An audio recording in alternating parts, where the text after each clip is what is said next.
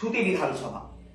সেই সুতি বিধানসভার কিছু কথা এবং কিছু দুর্নীতির কথা আপনাদের সামনে তুলে ধরতে চাই। প্রথমত, যারা যারা বিভিন্ন রাজনৈতিক দলের মনোভাবাপন্ন যারা রয়েছেন, আমার কথা শ্রবণ করছেন, তাদেরকেও বলছি আপনারা ভালোভাবে চিন্তা ভাবনা করবেন।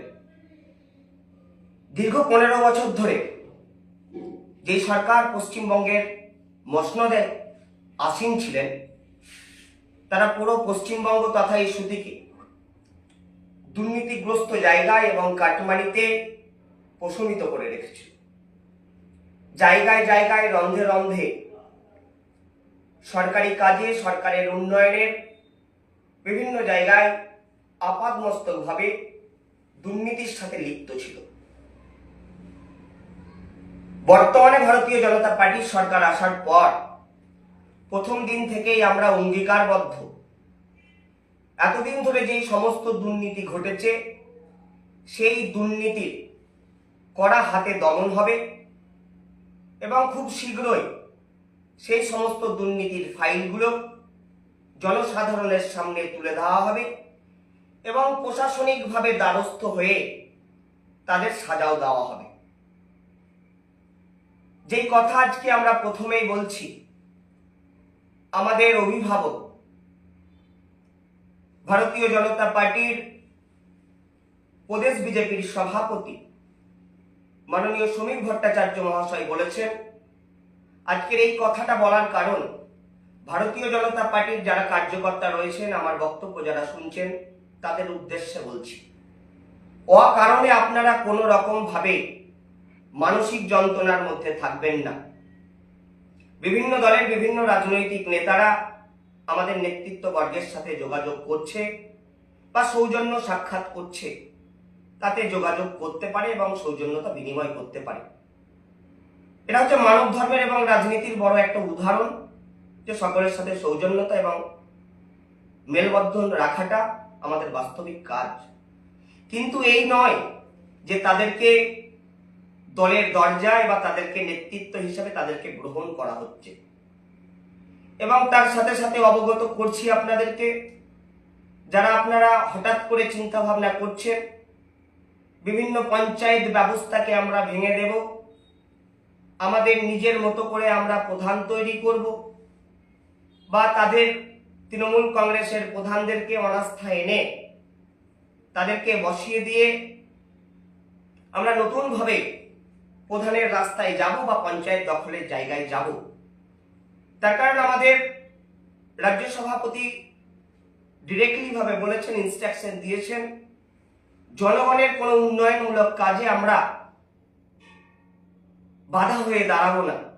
তাই ঠিক যেই রকম ভাবে পঞ্চায়েতগুলো চলছে, পঞ্চায়েত চলবে, কিন্তু এই পঞ্চায়েতের পুরোপুরিভাবে তদারকি বিডিও সাহেব এবং প্রশাসনিক দপ্তরে যারা রয়েছেন তারা করবে। এবং তার সাথে সাথে ভারতীয় জনতা পার্টির যেই সমস্ত জনপ্রতিনিধিরা রয়েছেন, যেই সমস্ত পঞ্চায়েতে আমাদের মেম্বাররা রয়েছেন এবং আমাদের যারা নেতৃত্ব রয়েছেন, পুরোপুরি পঞ্চায়েত ব্যবস্থাকে সচল রাখার জন্য এবং দুর্নীতিমুক্ত করার জন্য এবং মানুষের বাস্তবিক উন্নয়নকে আগামী দিনে প্রসার ঘটানোর জন্য আমরা নিরলসভাবে সেই কার্যক্রমে আমরা সামিল হব এবং মানুষকে অভয়দান করছি, মানুষকে বলছি, এতদিন যে ঘটনা ঘটেছে, প্রত্যেকটা বিষয়ে টাকা, প্রত্যেকটা বিষয়ের সরকারি সুযোগ সুবিধা করে দেওয়ার জন্য বিভিন্ন গ্রাম পঞ্চায়েতের মেম্বার বা প্রধানদেরকে টাকা দিতে হতো। সেই টাকা বা পয়সা একটিও কারো হাতে তুলে দেবেন না। যারা বাস্তবিকভাবে উন্নয়নে পাওয়ার যোগ্য, তারা বাস্তবিকভাবে উন্নয়ন পাবেন এবং তাদের ঘরে ঘরে উন্নয়ন পৌঁছে যাবে। বর্তমান যে সুতি বিধানসভার আমরা সরকারের সুতি বিধানসভায় বড় সব থেকে প্রবলেম জমি জমা বিবাদ সংক্রান্ত। তৃণমূলী কিছু নেতারা, তৃণমূলের কিছু মাফিয়ারা জমি সংক্রান্ত বিষয়কে নিয়ে নিজেদের নামে অন্যের সম্পত্তিকে রেকর্ড কাটিয়ে নিজের নামে রেকর্ড করিয়ে তাদেরকে ভুলভাল দাম দিয়ে কড়া টাকায় বিক্রি করেছেন এবং মুনাফা অর্জন করে নিজের পারিবারিক সম্পত্তি বৃদ্ধি করেছেন। তাদের উদ্দেশ্যে বার্তা, সরকারের পরিবর্তন ঘটেছে, এইরকম কাজ একটিও হবে না। আমরা বিএলআরও সাহেবের কাছে দ্বারস্থ হয়েছি এই সমস্ত জমি জমা সংক্রান্ত বিষয়ে যারা যারা ভুলভাল বুঝিয়েছেন বা নিজেদের নামে বেআইনিভাবে জমি অধিগ্রহণ করে বসে আছেন, তাদের কাছে করজোড়ে প্রার্থনা, অতি সত্বর সেই সমস্ত জমি বাস্তবিক যারা জমির মালিক তাদের কাছে ফিরিয়ে দিতে হবে। দ্বিতীয় কথা, আমাদের মধ্যে কোনো ইউনিয়ন নেই, তাই এখন পর্যন্ত সাজুর মোড়, 5 স্টার মোড়, চাঁদের মোড় যারা টোটো চালক ভাইরা যাদেরকে ভয় দেখিয়ে প্রত্যেক দিন 10 টাকা বা 5 টাকা করে নিচ্ছে, সেটা অবিলম্বে বন্ধ আমরা বলছি। কারো হাতে কারো কাছে মস্তানি ট্যাক্স আপনারা দেবেন না। সুচারুভাবে আপনাদের বাস্তবিক জীবন জীবিকা নির্বাহ করবেন। আপনার টোটো চালানোর জন্য বা অটো চালানোর জন্য কাউকেও দালালি ট্যাক্স দিতে হবে না।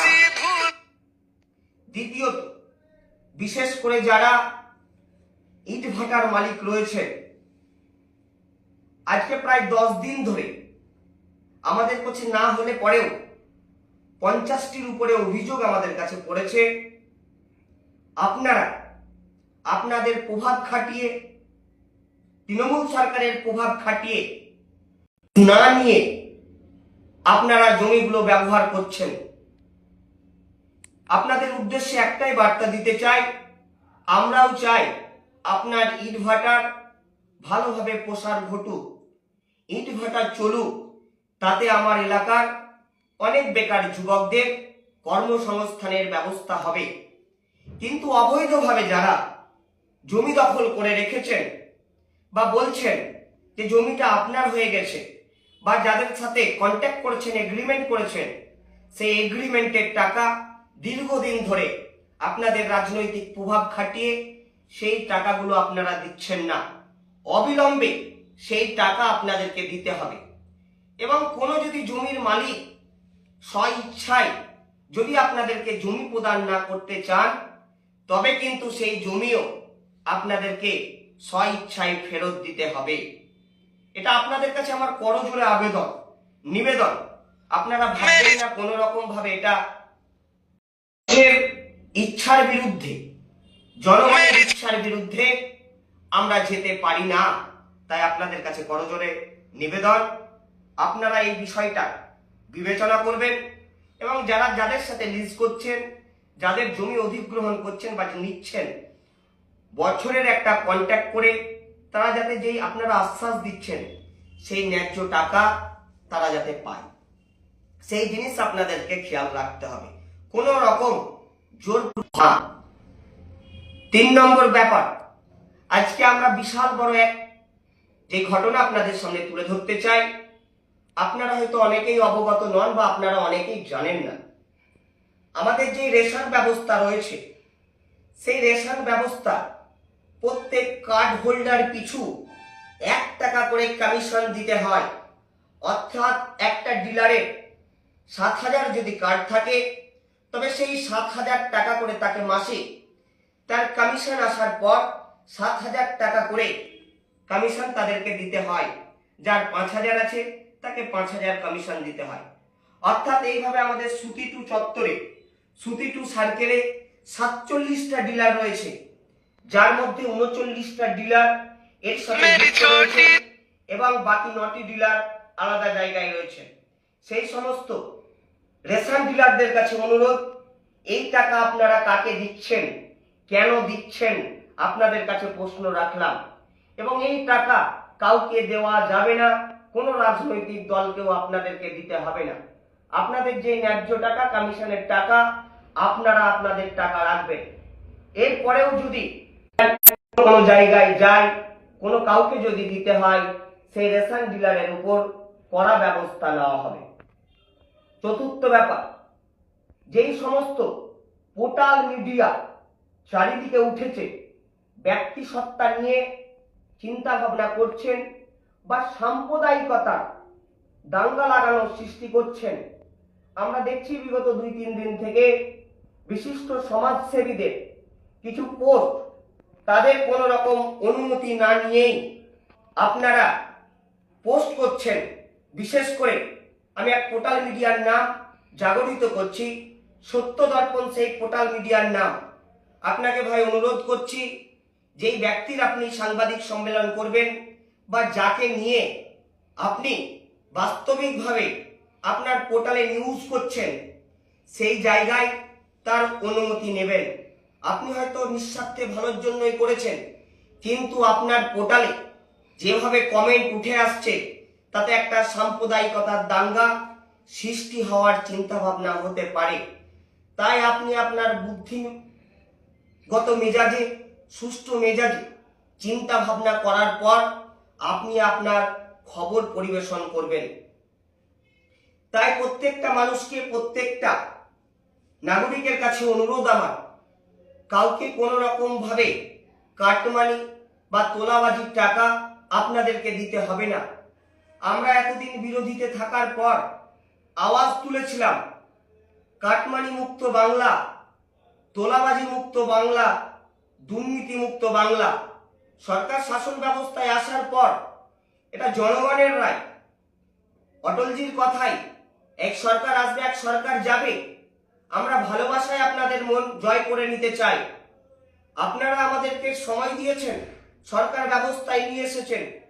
5 বছর আমাদেরকে কাজ দেখার পর বাস্তবিকভাবে যদি প্রত্যেকটা মানুষের উন্নয়ন যদি করতে পারি, প্রত্যেকটা মানুষের যদি আমরা কাজ করতে পারি, প্রত্যেকটা মানুষের যদি আমরা হৃদয়ে জায়গা করে নিয়ে যেতে পারি, তবে এই আগামী দিনে আমরা ভোটের জন্য ভোটের ময়দানে অবতীর্ণ হব।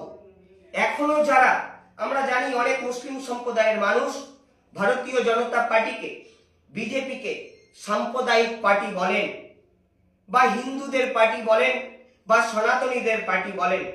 তাদের কাছেও বার্তা, আপনারা সরকার এসেছে, পালাবদল ঘটেছে, আপনারা আসুন, এই সরকারের সাথে থাকুন, সরকারকে দেখুন। আস্তে আস্তে আপনারও মনের যেই জায়গায় সুচিন্তিত চিন্তা আপনি রেখেছেন, আপনি বুঝতে পারবেন এই সরকার কোন রকম ভাবে সাম্প্রদায়িক সরকার নয়। এই সরকার জনগণের সরকার, এই সরকার ভারতীয় সরকার, ভারতের মানুষের সরকার। এই সরকার পশ্চিমবঙ্গের অপামর 10.5 কোটি জনগণের সরকার। তাই যারা যারা চিন্তা ভাবনা করছেন আগামী 1 তারিখ থেকে যেই লক্ষ্মীর ভান্ডার আমাদের মুখ্যমন্ত্রী মাননীয় শুভেন্দু অধিকারী মহোদয় প্রথম দিনই ক্যাবিনেটে বসার পর তিনি ঘোষণা করেছেন, তিনি বলেছেন 1 জুন থেকেই লক্ষ্মীর ভান্ডারের যে অ্যাকাউন্ট রয়েছে সেই লক্ষ্মীর ভান্ডারের অ্যাকাউন্টে 1,500 টাকার পরিবর্তে 3,000 টাকা করে আপনারা পাবেন। অনেকেই ফোন আমাকে করছেন বা আমাদের নেতৃত্বকে আপনারা অনেকে ফোন করছেন বা বলছেন যে আমরা যে মুসলিম বলে কি আমরা টাকা পাবো না। আপনাদের উদ্দেশ্যে করজোরে প্রার্থনা করছি, রাম রহিমের বিবেচনা করে নয়, এখানে রানী বা ফতেমার বিবেচনা করে নয়, এখানে জুই বা ফতেমার বিবেচনা করে নয়, সকল সম্প্রদায়ের মানুষ যারা যারা এতদিন লক্ষ্মীর ভান্ডারে ছিলেন, লক্ষ্মীর ভান্ডারের টাকা পেতেন, তারা প্রত্যেকেই অন্নপূর্ণা যোজনার মাধ্যমে 3,000 টাকা করে আপনারা পাবেন। এবং আরেকটু আপনাদেরকে বলে দিই, যারা আন্ডার অ্যাডজুডিকেশনে রয়েছেন বা যাদের নাম এখনো ভোটার লিস্টে উঠেনি বা যারা এখনো ট্রাইব্যুনালে রয়েছেন, তাদের যখন নাম উঠবে, তাদের নাম উঠার পরেই আপনারা আবার অ্যাপ্লিকেশন করবেন, আপনারা অন্নপূর্ণা যোজনার মাধ্যমে আপনারা টাকা পাবেন। এবং তার সাথে সাথে যারা যুবশ্রীর টাকা এতদিন পেয়েছে 2 মাস, তারাও সেই টাকা সেই স্ল্যাব অনুযায়ী সেই অ্যাকাউন্টে আপনারা যুবশ্রীর টাকা আপনারা পাবেন। তাই আশেপাশের যারা মানুষ রয়েছে, বিশেষ করে মস্তানদের উদ্দেশ্যে আমি কড়া বার্তা দিয়ে যেতে চাই। প্রশাসন রয়েছে, প্রশাসন যথেষ্টভাবে তাদেরকে কড়া হাতে দমন করার জন্য বদ্ধপরিকর রয়েছে। বিশেষ করে আমার দহর পাহাড়, মিরপাড়া, কয়াডাঙ্গা, সর্বেসরপুর কিছু মস্তানের রবরবা এবং দবদবা বিগত দিন আমরা দেখে এসেছি। সেই কারণে পাড়ার মানুষ ধর্মীয় আচার আচরণ থেকে বিরত থাকে, মানুষকে ভয় দেখানো হয়। যেই সমস্ত মস্তানরা এখনো ভাবছেন আপনাদের থ্রেড কালচার বজায় রাখবেন, তাদেরকে কড়া হুঁশিয়ারি দিচ্ছি, আপনারা এই থ্রেড কালচার আর আপনারা দিতে পারবেন না। এবং জনগণের কাছে, মানুষের কাছে একটাই আবেদন করছি, পুলিশ সচেষ্ট, পুলিশের কান খোলা রয়েছে, পুলিশের আইন ব্যবস্থা, পুলিশ আর দলদাসে নেই। এই পুলিশ পশ্চিমবঙ্গের পুলিশ, জনগণের পুলিশ, আইনের পুলিশ, আদালতের পুলিশ। তাই যারাই আপনাদেরকে ভয় দেখাবে বা আপনাদেরকে ধর্মীয় আচার আচরণ করার জন্য বাধা দেবে, তাদের নামে সরাসরি গিয়ে এবং তাদের পুলিশ 2 থেকে 3 ঘন্টার মধ্যে তাদেরকে অ্যারেস্ট করবে। তাই আপনারা ধৈর্য রাখুন। এই বাংলা, এই ছুটি হওয়ার পথে এগোচ্ছে, তাই এখানে ভয়ের কোনো কিচ্ছু নেই। তাই আপনাদেরকে আশ্বস্ত করছি, সরকারি ব্যবস্থা, যারা তৃণমূলের মেম্বার রয়েছেন, যারা যারা পঞ্চায়েত ব্যবস্থায় রয়েছেন, সুযোগ্যভাবে মানুষের অধিকার মানুষকে ফিরিয়ে দিন। যোগ্যভাবে মানুষ বাস্তবিকভাবে যারা যারা উন্নয়নের প্রকল্প পাওয়ার জন্য অধিকারী, যারা বাস্তবিকভাবে যাদের উন্নয়ন দরকার, তাদের জন্য উন্নয়নের কাজ করে দিন। আমরা সব সময় থাকবো। রাজ্যের ইনস্ট্রাকশন অনুযায়ী রাজ্য সভাপতি এবং আমাদের মাননীয় ভালো থাকবেন।